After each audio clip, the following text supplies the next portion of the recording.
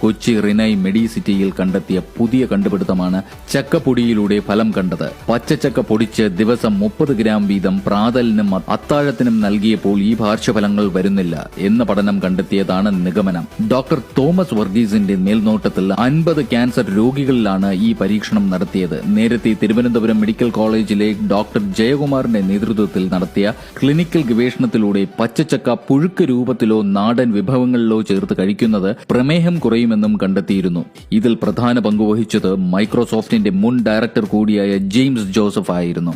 അദ്ദേഹം തന്നെയാണ് ഇപ്പോഴും പരീക്ഷണത്തിന് മുന്നിട്ടിറങ്ങിയത്. കീമോതെറാപ്പിയുടെ പാർശ്വഫലങ്ങൾ എങ്ങനെയാണ് ചക്കയിലൂടെ മാറുന്നത്? പച്ചച്ചക്കയിലെ പെക്റ്റിൻ എന്ന ഘടകമാണ് കീമോതെറാപ്പിയുടെ പാർശ്വഫലങ്ങൾ തടയുന്നതെന്ന് പഠനങ്ങൾ പറയുന്നു. പഴങ്ങളിൽ നിന്നും വേർതിരിച്ചെടുക്കുന്ന രാസപദാർത്ഥമായ പെക്റ്റിന്റെ സമൃദ്ധമായ സ്രോതസ്സാണ് ചക്ക. ദ്രവമിശ്രിതം കുറുക്ക് രൂപത്തിലാക്കി ജാം, ജെല്ലി